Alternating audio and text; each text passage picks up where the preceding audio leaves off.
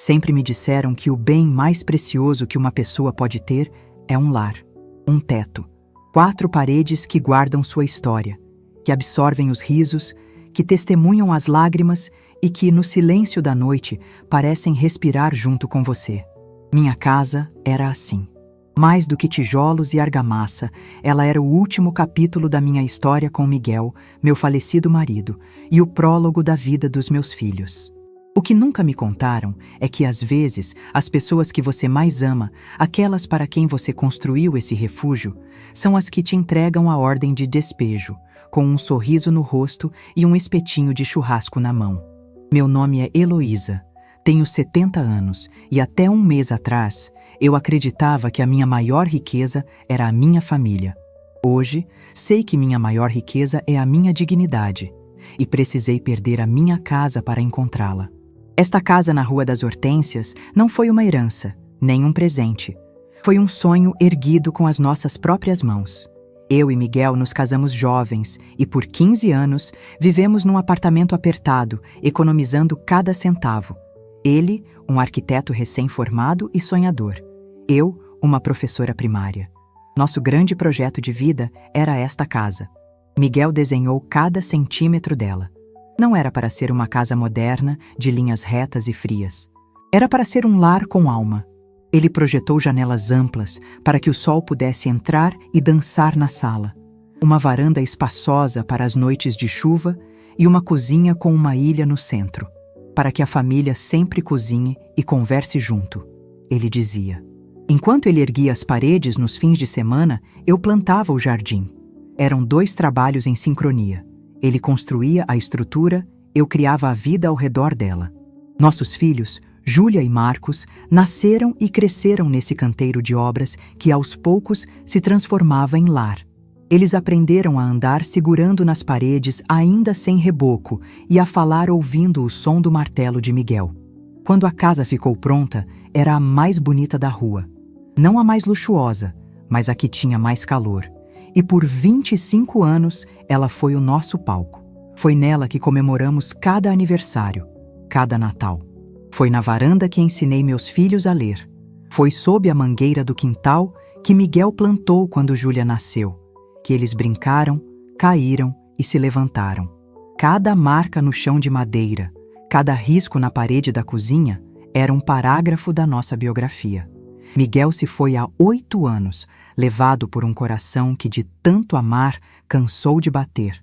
Ficar na casa foi a minha forma de mantê-lo vivo. Cuidar do jardim, sentar na poltrona que era dele, sentir o cheiro de seus livros na estante, era a minha conversa silenciosa com ele. Meus filhos já estavam casados e com suas próprias vidas. Júlia, a mais velha, sempre foi pragmática, quase fria. Casou-se com um empresário e adotou um estilo de vida onde o afeto era medido em transações. Marcos, o mais novo, era o oposto. Um sonhador, de coração bom, mas fraco, facilmente influenciado pela esposa, Beatriz, uma mulher que via a vida como uma competição social. Eu nunca pedi ajuda financeira a eles. Minha aposentadoria de professora, somada à pensão de Miguel, era mais do que suficiente para mim. Mas há 2 anos, sofri uma queda no jardim. Quebrei o pulso. Nada grave, mas o suficiente para que eles usassem a minha vulnerabilidade como um cavalo de Troia. Mãe, a senhora não pode mais ficar cuidando de tudo sozinha, disse Júlia, com uma preocupação que soava mais como uma ordem. E se acontece algo mais sério? A gente precisa ter como resolver as coisas do banco, pagar os impostos da casa. É para a sua proteção. Eles me convenceram a assinar uma procuração. Um documento que, segundo eles, apenas lhes daria poderes para assuntos administrativos. Eu, fragilizada pela queda e com a confiança cega que só uma mãe possui, assinei. Mal sabia eu que não estava assinando uma procuração, mas a minha própria sentença de exílio. A partir daquele dia, eles começaram a gerenciar a minha vida. Júlia vinha uma vez por semana, não para me visitar, mas para auditar as minhas contas. Reclamava do gasto com o jardineiro, do conserto do telhado, do imposto predial. Mãe, esse casarão dá muita despesa. A senhora não acha que um apartamento menor seria mais inteligente? Marcos e Beatriz vinham aos domingos e os comentários eram sobre o espaço. Nossa, sogrinha, tanto quarto vazio, dava para fazer uma academia, um home theater. É um desperdício, né? Eles não viam a casa como um lar. Viam-na como um ativo imobilizado, um capital empatado que poderia estar rendendo em outro lugar. E eu, a guardiã das memórias, era o único obstáculo entre eles e o dinheiro. A cartada final veio disfarçada de presente. 3 meses atrás, eles chegaram com um envelope na mão. "Mãe, surpresa!" disse Marcos animado. "Nós compramos um presente para a senhora. Algo que a senhora sempre mereceu e nunca teve." Dentro do envelope, um voucher para um cruzeiro de 15 dias pela costa brasileira. Um navio de luxo, com tudo incluso. Para a senhora relaxar, conhecer gente nova, se divertir, disse Júlia. "A gente cuida de tudo por aqui. A senhora só precisa fazer as malas e descansar." Meu coração se encheu de uma gratidão ingênua. Pensei que, finalmente, eles estavam me vendo, que estavam reconhecendo meus anos de dedicação. Arrumei minhas malas, emocionada, e embarquei no navio, deixando para trás a minha casa sob os cuidados deles. Os primeiros dias do cruzeiro foram maravilhosos. O mar, o sol, a brisa. Mas no fundo, uma pequena semente de inquietação começou a brotar. As ligações dos meus filhos eram estranhas, curtas, efusivas demais. "Está tudo ótimo, mãe. Aproveite muito, não se preocupe com nada." A insistência para que eu não me preocupasse era exatamente o que me deixava preocupada. Na segunda semana da viagem, a bomba explodiu. A ligação não veio deles, veio de Dona Lourdes, minha vizinha e amiga há mais de 40 anos. A ligação para o navio era cara e cheia de ruído, mas a voz dela era clara e urgente. "Heloísa? Minha filha, me desculpe te incomodar aí, mas eu precisava falar com você. Tem uma coisa muito estranha acontecendo na sua casa." Meu coração gelou. "O que foi, Lourdes?" "Desde que você viajou, não para de entrar e sair gente. Pessoas de terno, com pranchetas, medindo tudo. E hoje, Heloísa, hoje de manhã, eles fincaram uma placa no seu jardim." "Que placa, Lourdes?" perguntei, já sabendo a resposta, mas me recusando a acreditar. "Uma placa de vende-se, Heloísa. Uma placa enorme, daquelas de imobiliária chique. O mundo ao meu redor, o luxo do navio, o azul do mar, tudo se desfez. Senti um frio na espinha, uma náusea. Desliguei o telefone e, com as mãos trêmulas, liguei para Júlia. Ela atendeu, a voz falsamente alegre. "Mãe, que surpresa! Aconteceu alguma coisa?" "Aconteceu, Júlia. Aconteceu que tem uma placa de vende-se na minha casa."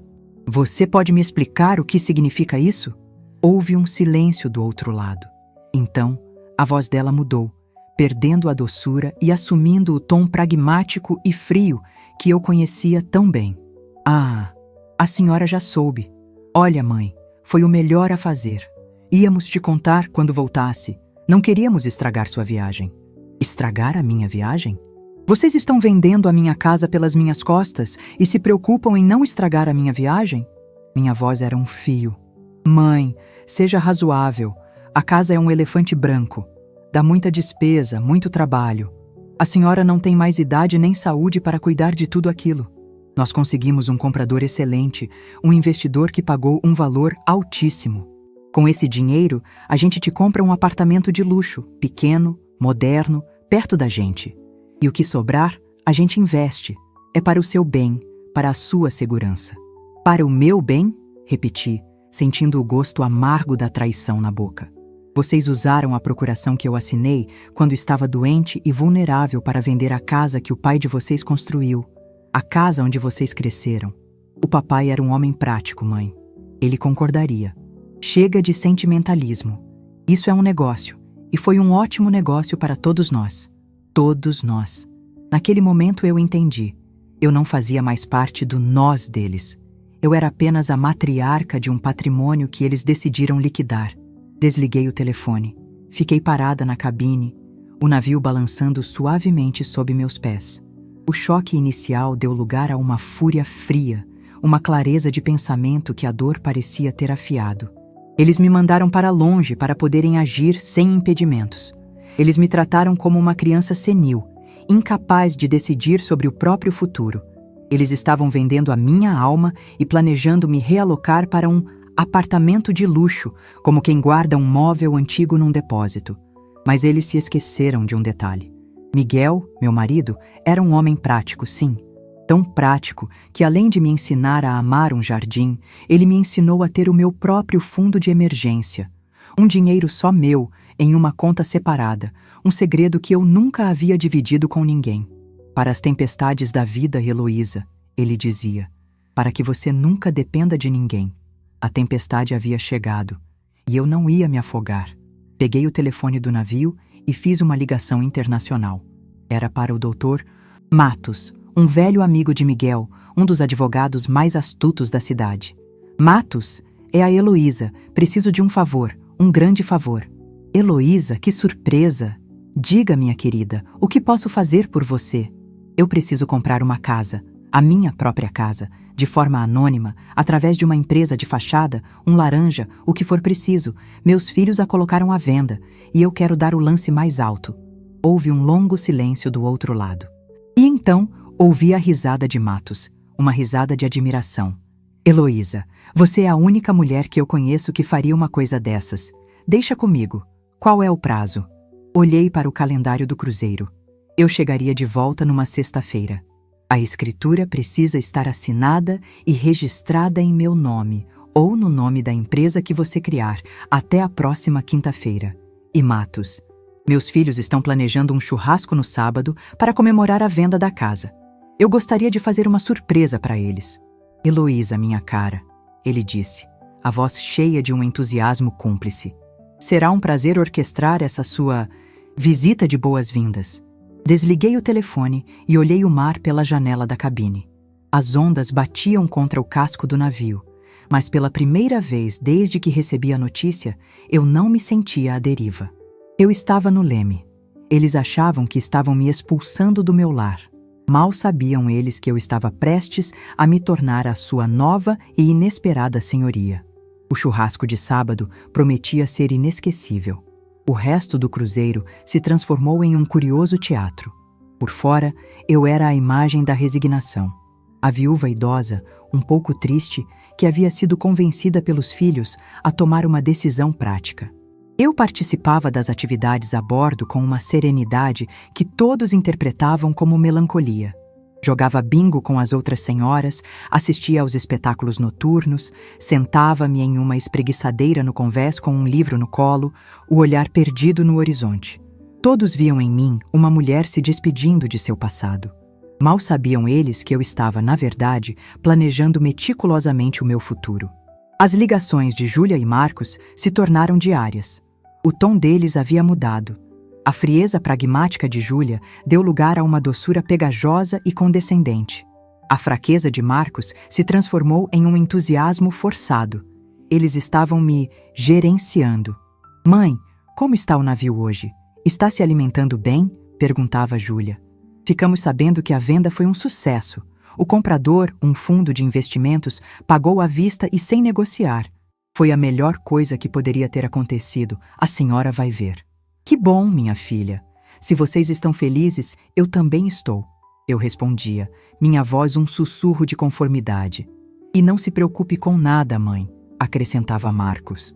A gente já está vendo uns apartamentos maravilhosos para a senhora, pequenos, seguros, com tudo perto, sem jardim para dar trabalho.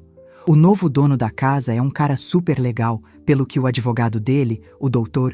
Matos, nos disse. Um investidor moderno, que entende do mercado.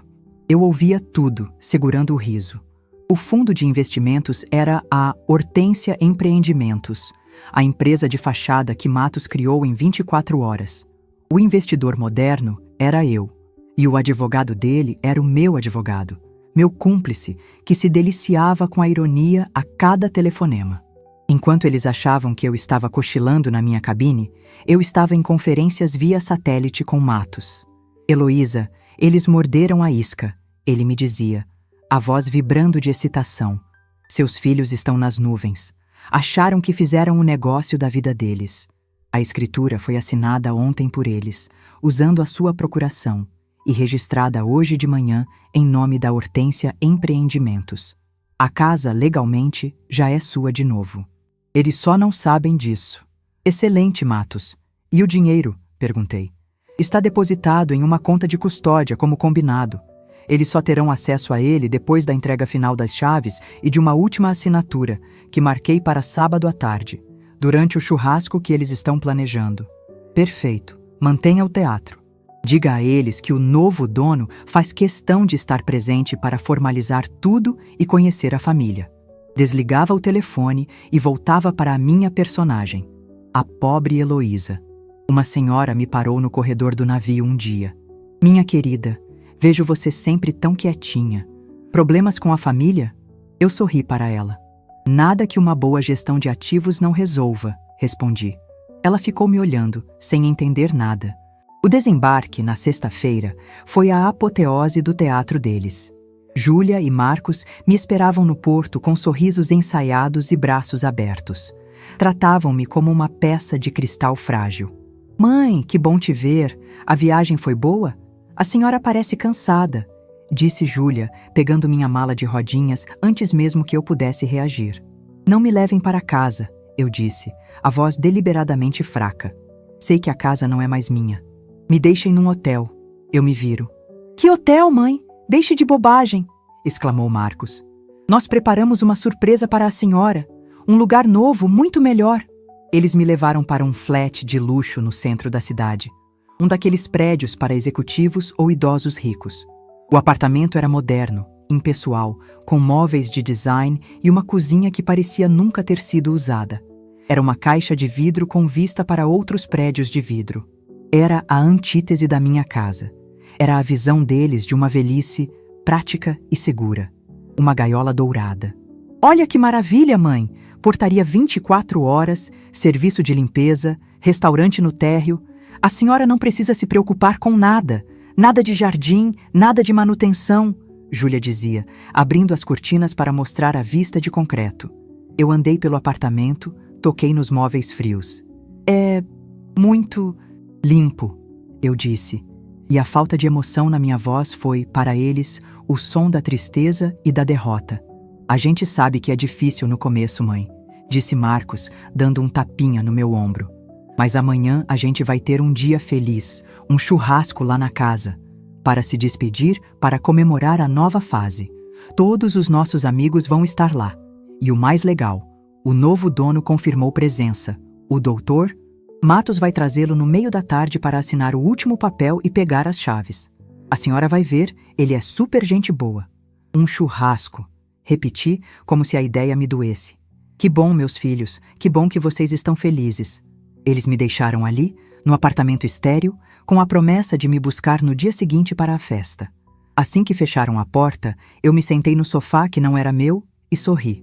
O palco estava montado. O ato final estava prestes a começar. No sábado, vesti um vestido de linho branco, simples, mas elegante. Prendi meu cabelo num coque e usei o colar de pérolas que foi de minha mãe. Quando Júlia veio me buscar, ela me olhou com aprovação. Nossa, mãe, a senhora está ótima. Viu como um pouco de descanso lhe fez bem? Eu apenas sorri.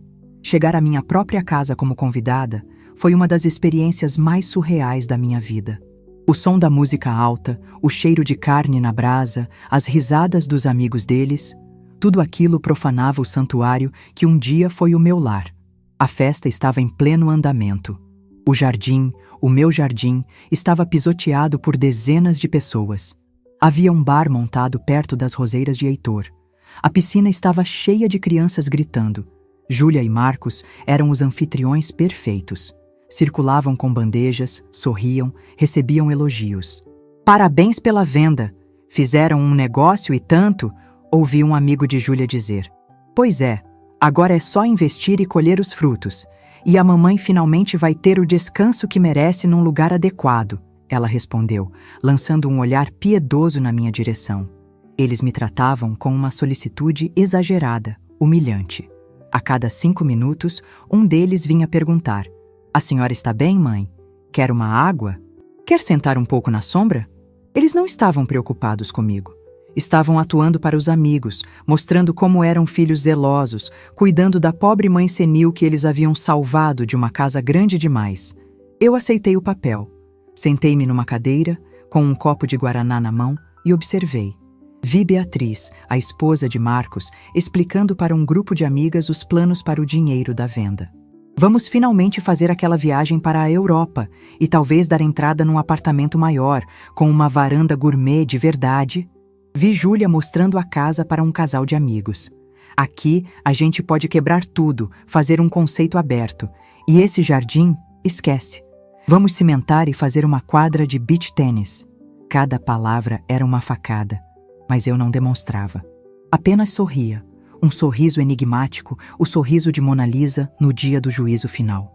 Eu era uma espectadora na festa que celebrava a minha própria anulação. Às 3 da tarde, a agitação aumentou. O celular de Júlia tocou. É o Dr. Matos, ela anunciou em voz alta. Ele está no portão, o novo dono chegou. Uma onda de curiosidade percorreu a festa. Todos queriam conhecer o misterioso e rico investidor que havia comprado a famosa casa da Rua das Hortênsias. Júlia e Marcos correram para o portão, os rostos brilhando de triunfo. Beatriz e o marido de Júlia o seguiram, ansiosos. Eu continuei sentada, tomando meu guaraná. O coração batia forte, mas minhas mãos estavam firmes. Vi o Dr. Matos entrar.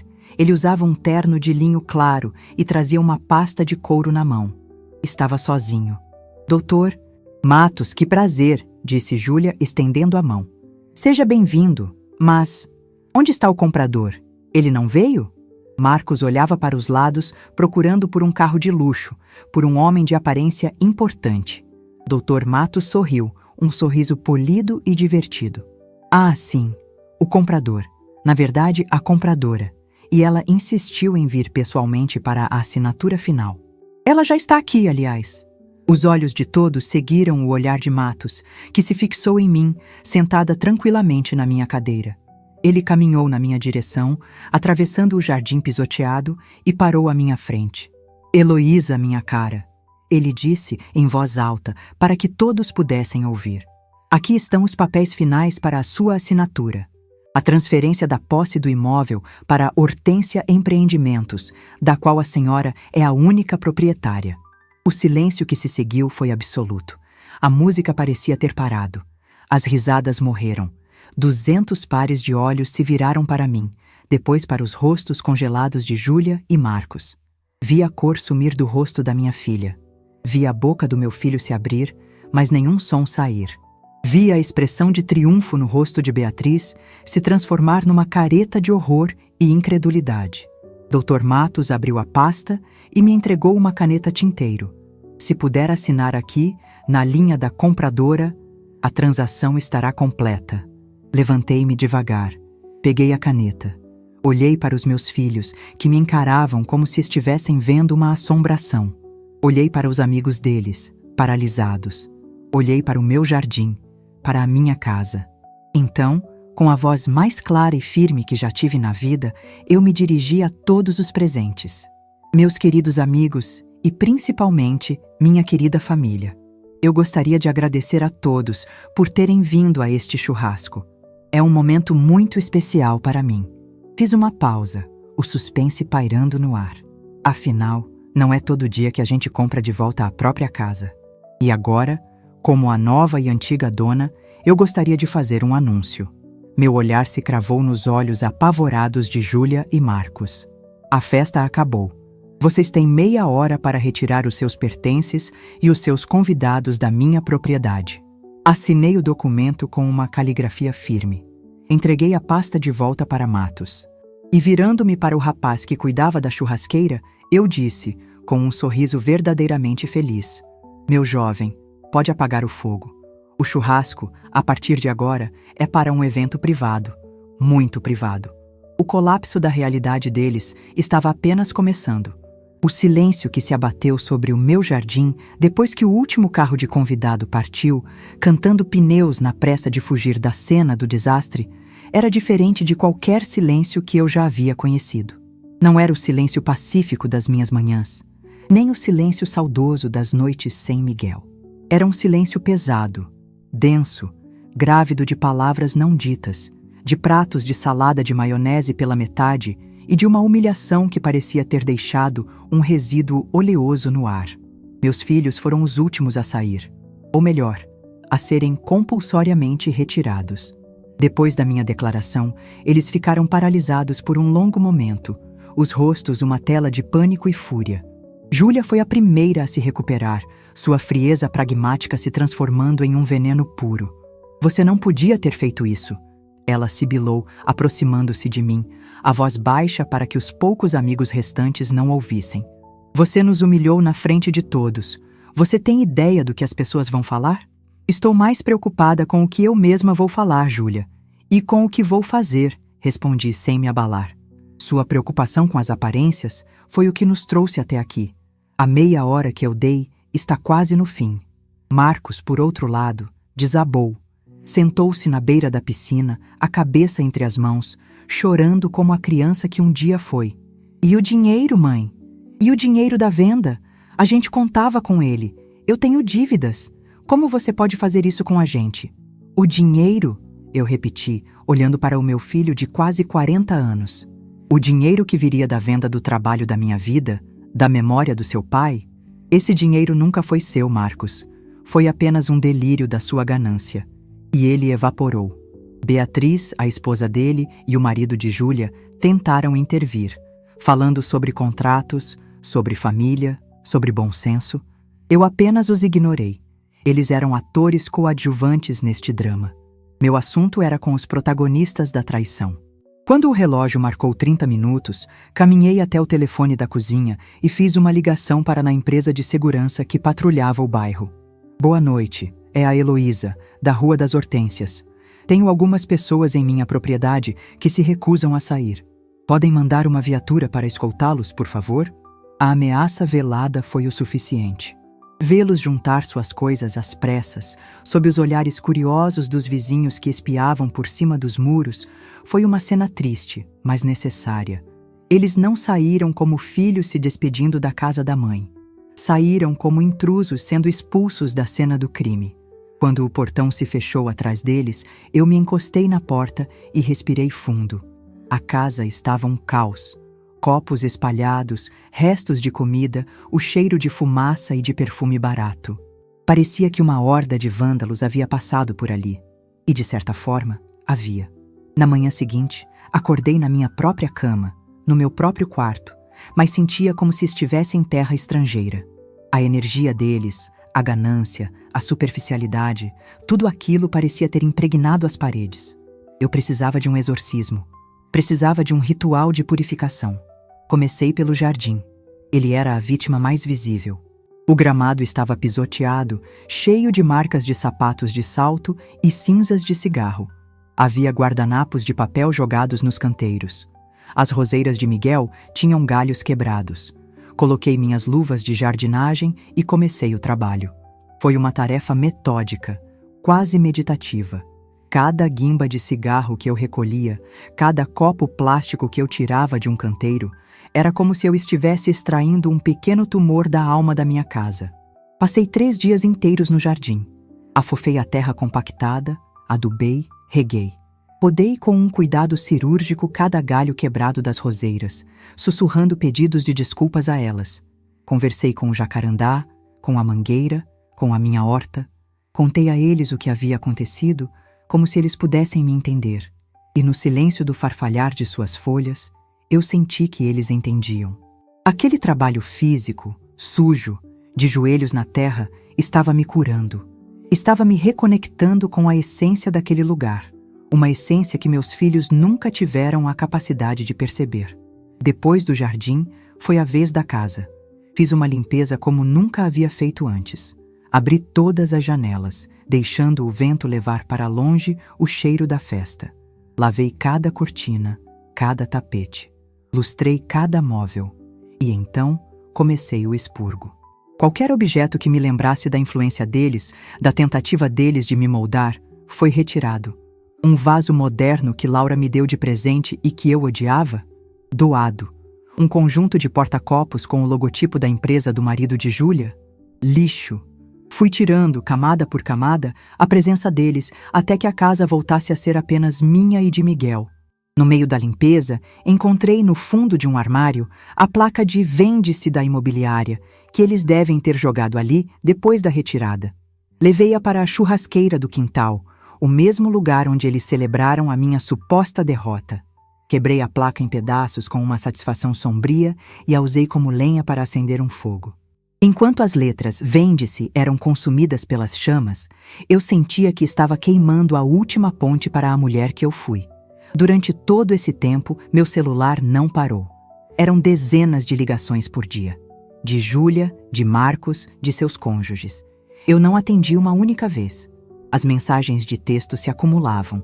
Um fluxo constante de desespero e manipulação. "Mãe, isso é loucura. Você não pode nos tratar assim. Somos sua família." Júlia. "Pelo amor de Deus, mãe, me atende. Eu vou perder meu apartamento. A Beatriz não para de chorar." Marcos. "Dona Heloísa, o que a senhora fez foi de uma crueldade sem tamanho. Nossos amigos não param de comentar. A nossa reputação está arruinada." Beatriz. Eu lia e apagava. As palavras deles não me atingiam mais. Eram apenas o ruído de um mundo ao qual eu não pertencia mais. Na semana seguinte, eles vieram pessoalmente. O interfone tocou e a voz de Júlia, tensa e irritada, soou. "Mãe, abra o portão. Nós precisamos conversar." Caminhei lentamente até o aparelho que ficava na cozinha. Olhei pela janela e os vi, os quatro, parados na calçada, parecendo um grupo de vendedores insistentes. "Não tenho nada para conversar com vocês, Júlia", respondi, a voz calma, amplificada pelo aparelho. "Não seja ridícula, somos seus filhos. A senhora tem a obrigação de falar conosco. A minha única obrigação era criá-los e educá-los. Eu cumpri a minha parte, agora vocês são adultos, e minhas obrigações acabaram. Mãe, por favor." A voz de Marcos soou suplicante. "A gente errou, a gente sabe, a gente pede perdão, mas não faz isso com a gente. Desfaça a venda, a gente faz o que a senhora quiser. A gente cuida do jardim, eu juro." A promessa tardia, arrancada pelo desespero, soou patética. "É tarde demais para cuidar do jardim, Marcos. A confiança, uma vez que morre, não renasce com adubo de culpa. O imóvel que vocês venderam foi comprado por uma nova proprietária. E ela, garanto a vocês, não tem o menor interesse em desfazer o negócio. Mas quem é ela? Que investidora é essa? Nos dê o contato dela." "O marido da Júlia pode tentar negociar", ele insistiu. "Receio que ela não negocie com estranhos", eu disse. "E para ela, vocês agora são apenas isso. Estranhos que um dia frequentaram esta casa. Aconselho que resolvam seus próprios problemas. Dizem que a vida adulta é cheia de desafios. Bem-vindos a ela." Desliguei o interfone. Ouvi-os gritarem meu nome mais algumas vezes, baterem no portão. Depois, o som de um carro partindo, cantando pneus de raiva. Voltei para a minha varanda, sentei-me na minha poltrona de vime e tomei um copo de limonada fresca. Eu havia vencido a segunda batalha.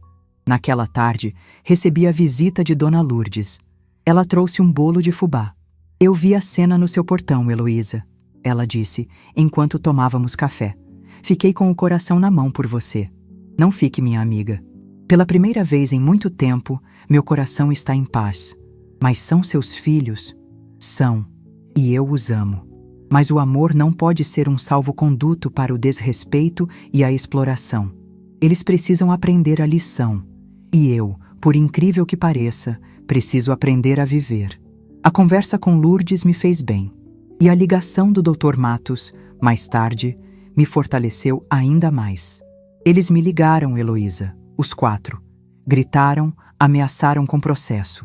Fui obrigado a ser bastante duro.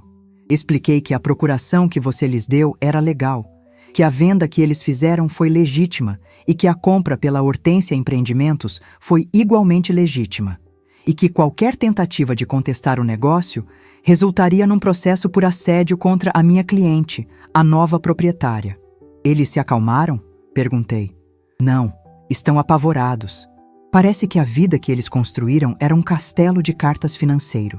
Sem o dinheiro da venda da sua casa para cobrir os buracos, tudo está desmoronando. É uma pena, eu disse. e a sinceridade na minha voz me surpreendeu.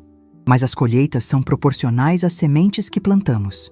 Após aquela semana de limpeza, da casa e da alma, eu comecei a pensar no futuro. O dinheiro da venda estava seguro em minha conta secreta. Era uma fortuna que me dava a liberdade de fazer qualquer coisa. Eu poderia viajar o mundo. Poderia comprar um apartamento de luxo como eles queriam para mim. Poderia não fazer absolutamente nada. Mas, ao olhar para a minha casa, agora limpa e serena, ao sentir o cheiro das minhas rosas pela janela, eu sabia o que eu queria. Eu não queria um lugar novo. Eu queria o meu lugar de volta, mas não como era antes. Eu o queria transformado, assim como eu. Liguei para um arquiteto, um jovem talentoso recomendado por Matos. Ele veio no dia seguinte. Dona Heloísa, que casa, que jardim, é um tesouro, ele disse maravilhado. Era, e vai voltar a ser. Eu quero reformar, mas não como os outros queriam. Eu não quero uma área gourmet. Eu quero um ateliê, um lugar para eu pintar, que era um sonho de juventude que abandonei. E, no fundo do quintal, onde eles queriam cimentar, eu quero construir a mais bela e completa estufa de orquídeas que esta cidade já viu. O arquiteto sorriu. Um ateliê e um orquidário. Adorei. É um projeto com alma. Exato, respondi. Eu vendi uma casa e agora quero construir um lar. O meu lar, nos meus termos. Naquela noite, antes de dormir, olhei para o meu reflexo no espelho. A mulher que me encarava de volta tinha os mesmos 70 anos, as mesmas rugas, os mesmos cabelos brancos, mas seus olhos eram diferentes. Eles não tinham mais o véu da subserviência, da necessidade de agradar. Eles brilhavam com a luz de uma nova e inabalável certeza, a de que o único bem que ninguém jamais poderia tirar de mim era o respeito por mim mesma. A obra na minha casa e na minha vida estava apenas começando. A vida, depois da tempestade, não volta a ser o que era. Ela se torna algo novo. O terreno, antes varrido pelo vento e pela chuva, fica limpo, fértil, pronto para um novo tipo de plantio. E foi exatamente isso que fiz nos meses que se seguiram àquele churrasco fatídico. Eu me tornei a jardineira da minha própria existência. A primeira coisa que fiz foi colocar a casa em obras. Mas não a reforma predatória que Júlia e Laura haviam sonhado. Era uma reforma de alma. Contratei o jovem arquiteto que o Dr. Matos me indicou, um rapaz de olhos brilhantes chamado André, que entendeu imediatamente o que eu queria. Eu não quero mais quartos de hóspedes para visitas que nunca vêm com o coração aberto, eu disse a ele enquanto caminhávamos pelo quintal. Eu quero um ateliê, um espaço com muita luz natural, onde eu possa finalmente aprender a pintar, um sonho que enterrei quando me casei. E aqui, continuei, apontando para o fundo do terreno, o lugar que eles queriam cimentar para fazer uma quadra. Eu não quero uma área gourmet para impressionar os outros. Eu quero uma estufa, um orquidário. Quero cultivar a beleza delicada, a paciência, a vida que exige cuidado e não apenas admiração superficial. André sorriu, um sorriso de quem compreende a poesia por trás do projeto. Dona Heloísa, vamos construir para a senhora não apenas uma casa, mas uma galeria de arte viva. E assim fizemos. Enquanto os pedreiros trabalhavam, eu me dedicava a mim mesma. Matriculei-me em um curso de pintura em tela para iniciantes. Minhas primeiras pinceladas eram tímidas, desajeitadas, mas a cada tela eu sentia que estava colocando para fora cores e formas que estavam presas dentro de mim há décadas. Pintava as flores do meu antigo jardim, o pôr do sol que via da varanda, a imagem do rosto de Miguel como eu me lembrava dele. Minhas amigas, Lourdes e as outras senhoras do bairro, me visitavam no meio da poeira da obra. Traziam café em garrafas térmicas e sentavam-se comigo em cadeiras de plástico para fofocar e rir. Heloísa, você está rejuvenescendo no meio deste quebra-quebra, disse Lourdes um dia. É porque, pela primeira vez, a bagunça é minha, Lourdes. A poeira é minha. A escolha de cada azulejo, de cada cor de tinta, é minha. Estou construindo um mundo nos meus próprios termos. Enquanto meu mundo se reerguia, o de meus filhos desmoronava. Eu não procurava por notícias, mas elas chegavam até mim, trazidas pelo vento da vizinhança. Soube que Júlia e o marido tiveram que entregar o apartamento de luxo onde moravam, incapazes de pagar o financiamento sem a promessa do dinheiro da minha casa. Mudaram-se para um lugar menor, mais simples. O círculo de amigos importantes pareceu evaporar junto com o status financeiro deles. A situação de Marcos era ainda pior. Beatriz, a esposa, não suportou a queda de padrão. Pediu o divórcio, alegando que ele não era o homem provedor com quem ela havia se casado. Ele perdeu a esposa, a casa e estava morando de favor na casa de um amigo, afogado em dívidas e, pela primeira vez, em consequências. Uma parte de mim, a mãe, sentia uma dor profunda por eles, mas a outra parte, a mulher que foi traída, sabia que aquela dor era um remédio amargo, mas necessário. Eles estavam, finalmente, pagando o preço real da vida, sem o subsídio infinito do meu sacrifício. O pedido de socorro veio de Marcos. Numa noite de quinta-feira, meu telefone tocou. Era ele.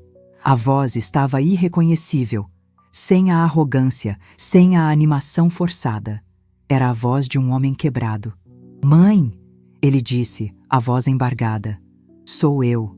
Eu sei que não tenho direito de te ligar. Mas eu não tenho mais ninguém. Eu perdi tudo, mãe. A Beatriz me deixou. Eu estou no fundo do poço. Eu não estou te pedindo nada.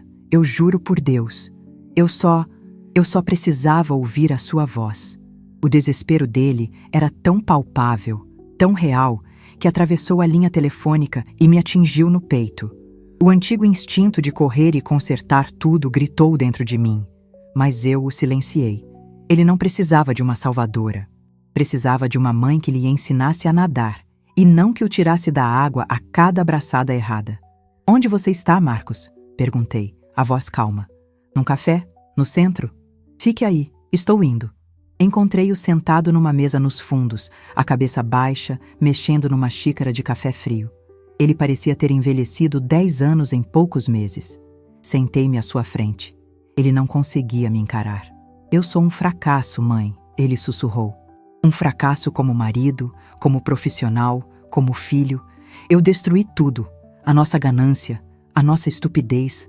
Eu olho para trás, para aquele domingo, para a nossa risada quando a senhora falou do jardim, e eu sinto um nojo de mim mesmo que não consigo explicar."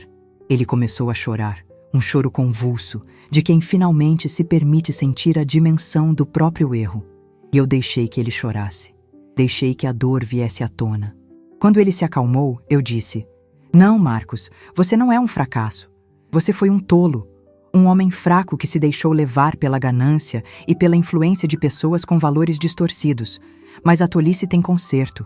A fraqueza pode ser transformada em força. Depende de você." "Mas como? Eu não tenho mais nada." "Você tem a si mesmo, tem sua saúde, sua profissão. Recomece, do zero, com humildade.